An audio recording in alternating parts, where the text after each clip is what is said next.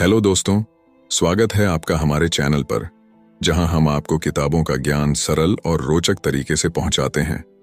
Robert Kiyosaki की best seller किताब rich dad poor dad की। और इसी के साथ आगे है तीसरा सबक, जो कि कहता है कि लायबिलिटीज और एसेट्स के बीच में फर्क समझे और हमेशा एसेट्स खरीदे। वैसे सुनने में ये बड़ी आसान सी बात लगती है ना, लेकिन यही एक नियम है जो आपको अमीर बनाने में मदद करेगा। अक्सर गरीब और मिडिल क्लास लोग लायबिलिटीज को यानी कि जिम्मेदारियों को एसेट्स समझ लेते हैं, यानी कि अपनी संपत्ति समझ लेते हैं। मगर अमीर जानता है कि असल में एसेट्स होते क्या हैं, और वो वही खरीदता है अमीर डैड। किस यानी कि KISS किस प्रिंसिपल में यकीन रखते हैं, जिसका मतलब है कीप इट सिंपल स्टूपिड। उन्होंने लेखक और उसके दोस्त माइक को यही सिंपल बात सिखाई, जिसकी बदौलत वो इतनी मजबूत फाउंडेशन रखने में कामयाब रहे।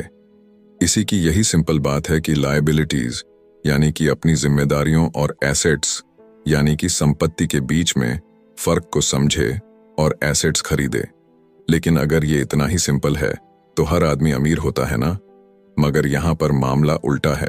ये एक्चुअली में इतना सिंपल है कि हर कोई इस बारे में सोचता तक नहीं है। लोगों को लगता है कि उन्हें लायबिलिटीज और एसेट्स के बीच में फर्क पता है, मगर उन्हें सिर्फ लिटरेसी के बारे में मालूम है, फाइनेंशियल लिटरेसी के बारे में नहीं। मतलब ये कि इनकम स्टेटमेंट को प्रॉफिट और लॉस का स्टेटमेंट मानकर चलना चाहिए। इसका सिंपल सा मतलब है कि इनकम यानी कि आपके पास कितना पैसा आया, और एक्सपेंस यानी कि आपके पास से कितना पैसा खर्च हुआ। बैलेंस शीट एसेट्स और लायबिलिटीज के बीच बैलेंस बताती है। बहुत से पढ़े लिखे अकाउंटेंट को भी ये पता नहीं होता है कि आखिर बैलेंस शीट और इनकम स्टेटमेंट कैसे एक दूसरे से जुड़े हैं। और अगर हम इस बात को समझना चाहें तो एसेट्स वो चीजें होती हैं जो आपके लिए पैसे कमाने का काम करती हैं। मान लीजिए आप कोई घर खरीद करके उसे किराए पर देते हैं, तो उसी किराए से आप वो लोन भी चुका सकते हैं जो आपने घर खरीदने के लिए लिया था। अब घर भी आपका हुआ और उससे मिलने वाला किराया भी। इसके उलट लायबिलिटीज आपकी जेब से पैसे खर्च करवाती है, जैसे कि घर खरीद करके उसमें रहने से आपको कोई किराया नहीं मिलने वाला। तो अब आप समझ गए होंगे कि अगर अमीर बनना है तो एसेट्स खरीदिए, और गरीब ही रहना है तो लायबिलिटीज। अमीर लोगों के पास ज्यादा पैसा इसलिए होता है कि वो इस KISS keep it simple stupid principle पर यकीन करते हैं। वहीं दूसरी तरफ गरीब लोग इस प्रिंसिपल को ठीक से समझ ही नहीं पाते। इसीलिए इस बात पर जोर दिया जा रहा है कि सिर्फ लिटरेट नहीं बल्कि फाइनेंशियल लिटरेट बनिए। सिर्फ नंबर से कुछ नहीं होता। फर्क तो तब पड़ता है जब आप अपनी कहानी खुद लिखे। अधिकतर परिवारों में देखा गया है कि जो मेहनती होता है उसके पास पैसा भी ज्यादा होता है, मगर उसका फायदा क्या? जब सारा पैसा लायबिलिटीज में ही खर्च हो जाए तो आइए समझते हैं कि मिडिल क्लास आदमी अपना पैसा किस तरीके से खर्च करता है। और अगर यही उनका तरीका रहता है तो सारी जिंदगी वो मिडिल क्लास ही बनकर रहेंगे, या क्या पता उससे भी नीचे चले जाएं, क्योंकि आप देख सकते हैं कि उनका सारा पैसा लायबिलिटीज यानी कि जिम्मेदारियों में ही खर्च हो रहा है। कभी मोर्टगेज, कभी रेंट, कभी car loan, house loan, credit card का बिल फीस, बिजली का बिल और भी ना जाने क्या क्या। उनकी सारी कमाई इसी में खर्च हो जाती है। दूसरी ओर गरीब लोग हैं जिनकी कोई लायबिलिटी तो नहीं है, मगर उनके कोई एसेट्स भी तो नहीं होते। वो भी पैसा कमाते हैं, सैलरी पाते हैं, मगर हर रोज के खर्चों में उनका सारा पैसा उड़ जाता है। माना कि एक गरीब आदमी $1000 कमाता है, उसमें से $300 वो अपने छोटे से घर के किराए में खर्च करता है, $200 उसके आने जाने का किराया, $200 टैक्स और $300 खाने और कपड़ों में खर्च हो जाता है। तो अब उसके पास बचा क्या? कुछ भी नहीं। और कभी कभी तो उधार लेकर के भी उसे काम चलाना पड़ता है, जिससे कि वो और भी ज्यादा गरीब हो जाता है। इसके विपरीत अमीर लोग एसेट्स खरीद के रखते हैं, फिर उनके वो एसेट्स उन्हें और पैसा कमा कर देते हैं। उनकी कमाई इस तरह 2 से 4, 4 से 8 होती जाती है। अधिकतर अमीर लोग दिमाग से काम लेते हैं और वो घर लोन पर लेकर उसे किराए पर लगा देते हैं। बिना मेहनत के हर महीने किराया मिलता है, जिससे वो अपना लोन भी चुकता कर लेते हैं। इसे कुछ यूं समझते हैं, आप मानिए कि लोन की इंस्टॉलमेंट $1 है, तो ये अपने घर का $2 किराया वसूल करेंगे, $1 बैंक को देंगे, $1 अपनी जेब में तो हो गया ना, बिना मेहनत के पैसा कमाना। तो एक्चुअली में अमीर डैड और गरीब डैड के बीच बस सोच का फासला है। अपना पैसा कैसे खर्च करें, सिर्फ यही मुद्दे की बात है और कुछ नहीं। 1966 के दिनों में अगर बच्चों से पूछा जाता था कि वो बड़े होकर क्या बनेंगे, तो सबके पास यही जवाब होता था कि वो अच्छे ग्रेड्स लाएंगे और डॉक्टर बनेंगे, इंजीनियर बनेंगे। तब सबको यही लगता था कि अच्छे ग्रेड्स लेकर के वो बहुत पैसा कमा सकेंगे। हालांकि उनमें से बहुत बच्चे आज बड़े होकर के डॉक्टर बन चुके हैं। बावजूद इसके उनमें से काफी लोग आज भी फाइनेंशियली स्ट्रगल करते नजर आएंगे, क्योंकि उन्हें हमेशा यही लगा कि ज्यादा पैसा कमाने से उनकी सारी परेशानियां दूर हो जाएंगी। मगर आज के दौर में ऐसा नहीं है। आज बहुत से बच्चे फेमस एथलीट बनना चाहते हैं, या फिर सीईओ, या फिर कोई मूवी स्टार या रॉक स्टार, क्योंकि उन्हें पता है कि सिर्फ अच्छी पढ़ाई और अच्छे ग्रेड्स के भरोसे बैठ करके वो करियर में सक्सेस नहीं पा सकते। आजकल फाइनेंशियल नाइटमेयर बहुत आम हो गया है। अक्सर नए शादीशुदा जोड़े ये सोचते हैं कि उनकी सैलरी अब डबल हो जाएगी, क्योंकि दोनों जने कमा रहे हैं। एक छोटे से घर में रहते हुए वो अब बड़े घर के सपने देखते हैं, इसीलिए वो पैसा बचाना शुरू कर देते हैं। इसकी वजह से उनका सारा ध्यान सिर्फ अपना कैरियर बनाने पर होता है। उनकी कमाई बढ़ने लगती है तो जाहिर है उसी हिसाब से खर्चे भी बढ़ेंगे। तो मुद्दा मामला ऐसा है कि अब जब आप फाइनेंशियल लिटरेट हुए बिना पैसा बनाते हैं या बिना सोचे समझे उसे खर्च करते हैं, तो होता यह है कि आप पहले से भी ज्यादा खर्चा करने लगते हैं। ये एक ऐसा चक्कर है जो फिर से चलता ही रहता है। नई जोड़े ने अब इतना पैसा कमा लिया है कि वो एक बड़ा घर खरीद सके। उन्हें तो यही लगेगा कि वो अब थोड़े अमीर हो गए हैं, मगर असलियत तो ये है कि बड़े घर के साथ उन्होंने नई लायबिलिटीज भी खरीद ली है। उनके कैश फ्लो में अब प्रॉपर्टी टैक्स का खर्च बढ़ गया है। अब उन्हें एक नई गाड़ी भी चाहिए, फर्नीचर भी चाहिए, सब कुछ नया। उनकी लायबिलिटीज बढ़ती ही चली जा रही है, और ज्यादातर होता यही है कि इनकम के साथ साथ खर्चे भी बढ़ने लगते हैं। फिर एक दिन अचानक इस सच्चाई का खुलासा होता है, मगर तब तक हम इस राइट रेस में बुरे तरीके से फंस चुके होते हैं। फिर ऐसे ही लोग हमारे लेखक रॉबर्ट के पास आकर के पूछते हैं कि अमीर कैसे बना जाए। अब यही सवाल तो मुसीबत की जड़ है, क्योंकि सबको लगता है कि पैसा ही हर चीज का इलाज है। ये मानना ही एक बड़ी गलती है। उनकी समस्या ये नहीं है कि वो ज्यादा पैसा नहीं कमा रहे, बल्कि ये है कि जो कुछ उनके पास है उसे हैंडल कैसे करें।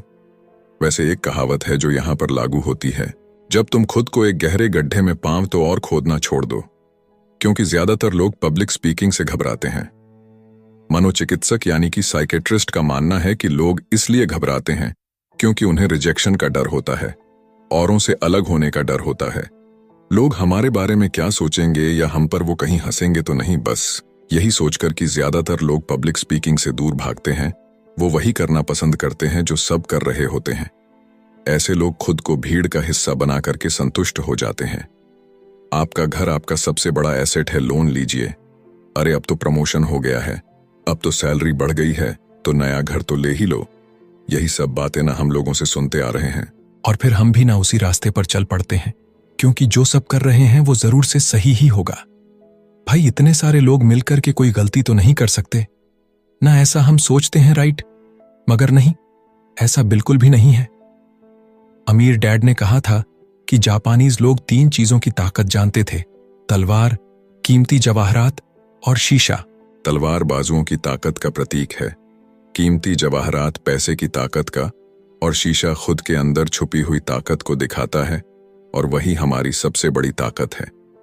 जब आप खुद को जानते हैं शीशे के सामने, अगर आप खुद से सवाल पूछ सकते हैं कि मैं सही हूं या मुझे भी भीड़ का हिस्सा बनकर रहना चाहिए, तो जो जवाब आपको मिलेगा बस वही आपकी असली ताकत है। तो गरीब और मिडिल क्लास खुद को पैसे का गुलाम बनने देते हैं, इसीलिए वो कभी भी अमीर नहीं बन पाते। 16 साल के रॉबर्ट और माइक अमीर डैड के साथ हर उस मीटिंग में जाया करते थे जो वो अपने अकाउंटेंट, मैनेजर्स, इन्वेस्टर और एम्प्लॉयज के साथ रखा करते। यहाँ एक ऐसे अमीर डैड देखने को मिलते हैं जो पढ़े लिखे नहीं हैं, जिन्होंने 13 साल में ही स्कूल छोड़ दिया था, मगर आज वो मीटिंग कर सकते हैं और अपने नीचे काम करने वाले पढ़े लिखे लोगों को ऑर्डर देते हैं, उन्हें बिजनेस के टिप्स समझाते हैं। एक ऐसा इंसान जो भीड़ का हिस्सा नहीं बना, जिसने रिस्क लिया और जिसने लोगों की परवाह नहीं की, जिससे ये डर नहीं था कि लोग उसके बारे में क्या सोचेंगे। इन मीटिंग्स का नतीजा ये हुआ कि लेखक और उनका दोस्त दोनों स्कूली पढ़ाई में मन नहीं लगा पाए। जब भी उनकी टीचर कोई काम देती थी, उन्हें रूल्स के हिसाब से करना होता था। तो उन्हें एहसास हुआ कि स्कूली पढ़ाई किस तरीके से बच्चों की प्रतिभा को निखरने नहीं देती, उसे दबा देती है। उनकी क्रिएटिविटी को मारकर, उन्हें एक सांचे में ढालकर इस समाज का एक मशीनी हिस्सा भर बना देती है।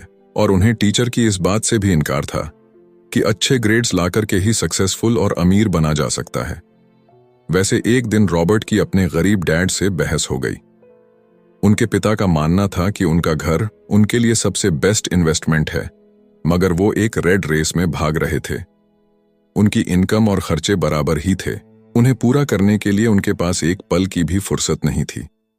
यही बात रॉबर्ट उन्हें समझाना चाह रहे थे कि उनके पिता के लिए वो घर एसेट नहीं बल्कि लायबिलिटी है। घर पर उनके पैसे खर्च हो रहे थे, बदले में मिल कुछ नहीं रहा था। ये बात उनके गरीब डैड नहीं समझ पा रहे थे। तो बस यही फर्क था गरीब और अमीर डैड के बीच में। खैर, उनकी बहस तो चलती रही। उन्होंने अपने गरीब पिता को बताया कि अधिकतर लोगों की जिंदगी लोन चुकाने में ही निकल जाती है। जिस घर को वो खरीदते हैं उसके लिए वो 30 साल तक लोन भरते हैं, फिर एक और बड़ा घर लेते हैं और अपना लोन रिन्यू कराते हैं। अब घर की कीमत भी उसी हिसाब से बढ़ेगी या नहीं, ये निर्भर करता है।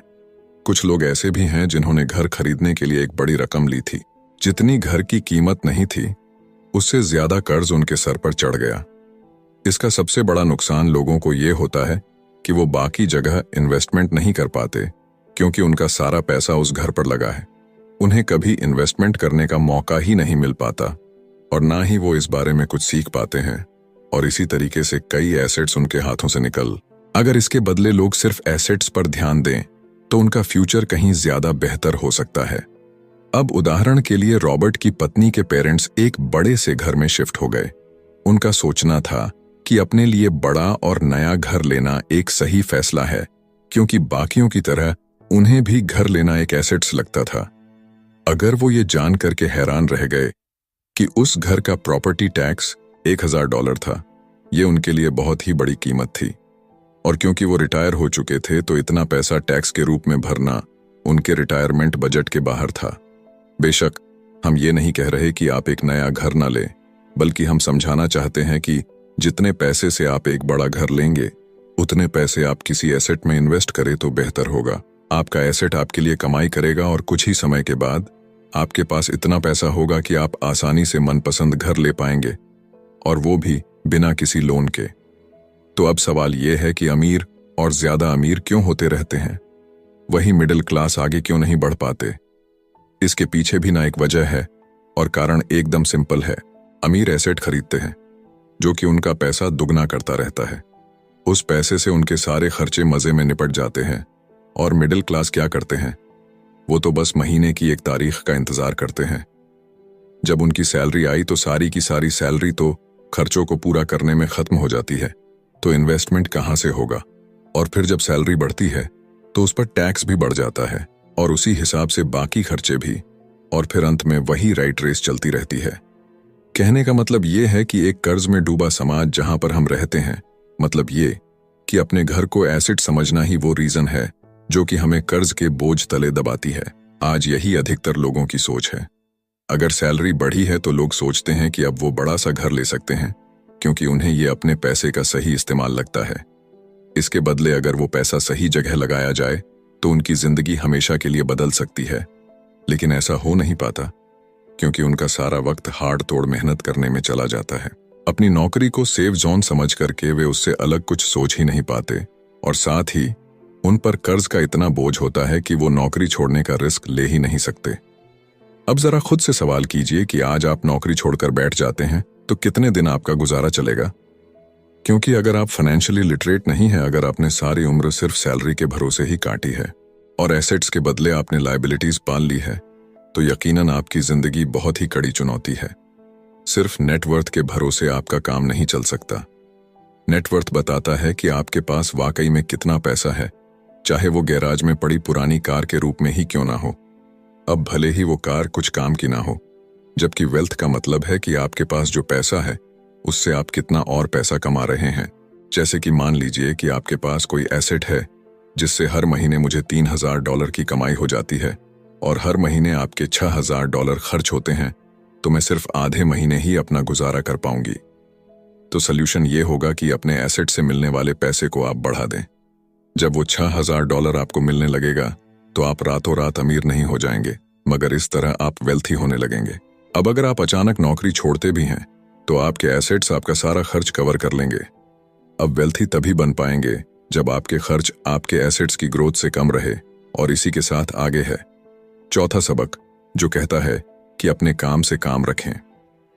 दुनिया की सबसे बड़ी फूड चैन मैकडोनाल्ड के फाउंडर रे क्रॉकनी एक MBA क्लास में की स्पीच थी। ये 1947 की बात है। उनकी ये स्पीच बड़ी ही शानदार थी।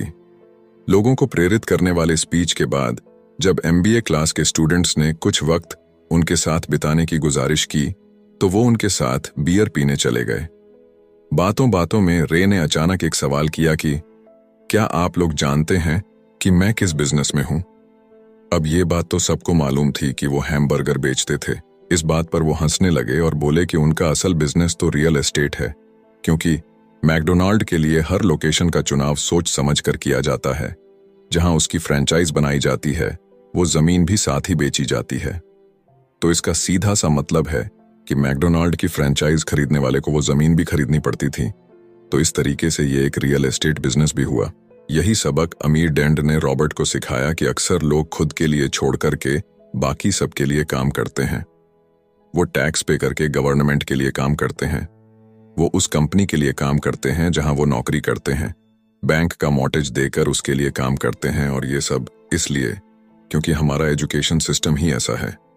स्कूल हमें एम्प्लॉय बनना सिखाता है ना कि एम्प्लॉयर। जो आप पढ़ते हैं वही आप बनते हैं। अगर आपने साइंस पढ़ी है तो डॉक्टर, मैथमेटिक्स पढ़ी है तो इंजीनियर, मतलब जो भी आपने पढ़ा है वो आप बने। अब मुसीबत तो ये है कि इससे छात्रों का कोई भला नहीं हो पाता, क्योंकि वो नौकरी और बिजनेस के बीच के फर्क में उलझ कर रह जाते हैं।